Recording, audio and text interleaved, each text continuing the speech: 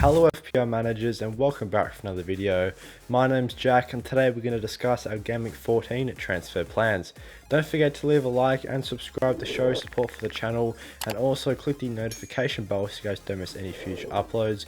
Also look out for FPL Social, which is a live in-person FPL event coming up in Melbourne in February of next year. We're going to be there, so for some more tickets and information click the link in the description, and with that being said, let's jump into the video. So first of all, let's just discuss how the team got on in GameWeek 13 and have a look at some weak points in the side and some players that are potentially on the chopping block for a transfer out. Starting off with the goalkeeper, Danny Ward did produce 8 points, so we've been very happy with him coming into the side, as in his first 2 starts for us, he's been able to provide 2 clean sheets for Leicester, so definitely very happy to have him in the team. Otherwise, Anderson with 1 point, he's definitely one that we're looking to move on. Now 2 consecutive blanks, and that Crystal Palace defence hasn't recorded too many clean sheets so far this season, so with not the most ideal fixtures in the next 3 game weeks before that second wildcard becomes available, we are definitely looking for some good replacements around £4.5 million. Otherwise, Castagna, a player that I've been very happy with, he got himself 12 points in GameWeek 13 by getting a clean sheet and assist and triple bonus points against Wolves. Definitely very happy to have him in the side, as he's now returned 18 points in his last 2 games for us. Otherwise, Cancelo and Trippier, they both did blank this game week, but we're not looking to get rid of them in GameWeek 14 at least, as they're still very good defensive options and probably players that aren't going anywhere in our squad, even after the World Cup, assuming they're available. Looking to the midfielders, there was blanks all round with Salah, Foden and Zaha all blanking. Definitely most disappointed with Salah. He is going to remain in the side though, as he has Leeds at home next game week, which is a good fixture for him to get returns.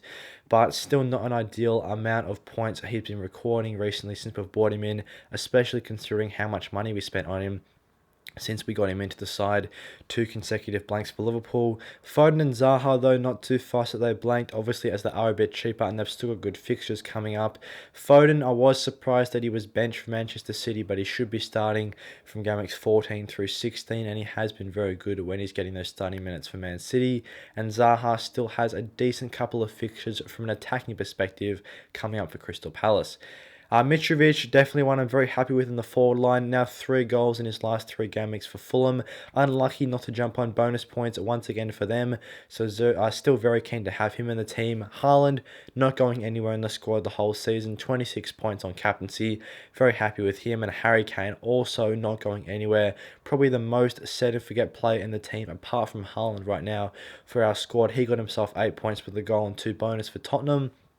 So actually, in total, we scored 69 points in Game Week 13, which was a very impressive tally, taking our old rank from around 600k up to around that 400k mark, as we've now scored a total of 746 points. Quickly looking at the bench, a very frustrating game week, as we did have both Bailey and Andreas sitting in the first and second bench positions, tallying up for a total of 23 points between them.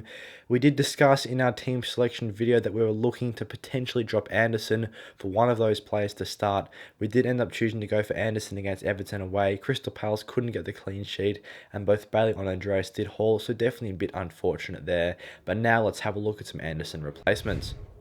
So as we only have 0.0 left in the bank, we only have the value of Anderson to spend on a new player, which gives us up to £4.5 million to look to sign a new defender for the last 3 game weeks and hopefully record some good points for us. The first one here is Ben White. He's coming in at £4.5 million, and he was able to get himself his first attacking return of the season last game week away to Southampton, as he got himself an assist. He's definitely been in decent touch for Arsenal recently with 2 returns in his last 2 matches, and with Nottingham Forest at home in Game Week 14, definitely a defence that I'd be looking to target for this short-term period, as I would expect Arsenal to build on their 5 clean sheets so far this season in this match. Chelsea away is a bit more difficult in game week 15, so there is the potential that we just rotate out Ben White to the bench in that game week and then bring him back in for Wolves away in game week 16, which is another very good fixture from a defensive standpoint. Wolves obviously really struggling to score so far this season, so I definitely do fancy Arsenal for hopefully 1 or at least 2 clean sheets in the next 3 matches before game week 16, when Ben White has proved proven that he's getting those good starting minutes, playing in a fullback role. It's nice to see him finally get his first attacking return of the season, and his underlying stats haven't been the worst with a 1.1 XA. Definitely could be higher for a fullback, but I'm happy with him as a decent replacement of £4.5 million. Tomiyasu, another very decent contender. He has now started the last 3 games on the run for Arsenal. His attacking stats obviously aren't very impressive. We already know this from previous seasons that Tomiyasu doesn't tend to get too many attacking returns, but the main thing that's tempting with him is that he's just £4.2 million, so definitely a great budget option and a great way to get into that Arsenal defence for very, very cheap. I'm hoping that he can continue getting more starting minutes in a fullback spot for Arsenal. He's already recorded 1 clean sheet in his first 3 starts, so definitely good signs there. And as we touched on, that Arsenal fixtures are looking good with Nottingham Forest at home in Game Week 14. Would definitely be keen to jump on an Arsenal player, as we don't currently have any Arsenal players in the squad for Game Week 14 where they've got a very good fixture. So potentially going for one of their defenders could be a great way to capitalise on this good Game Week 14 match. And then of course, Wolves away in Game Week 16, another good chance to play Tomiyasu. The other thing to touch on is Patterson should be hopefully coming back from his injury in Game Week 15. So if we can start Patterson at £4 million in Game Week 15 for Everton's good fixtures, and then look to just start either Tomiyasu or Ben White in Game Week 14 or 16 to capitalise on those clean sheets in defence, that could prove to be a good strategy. And then Mykolenko is the third player that we've identified as a potential Anderson replacement. Everton have been in very good touch defensively so far, or recently especially.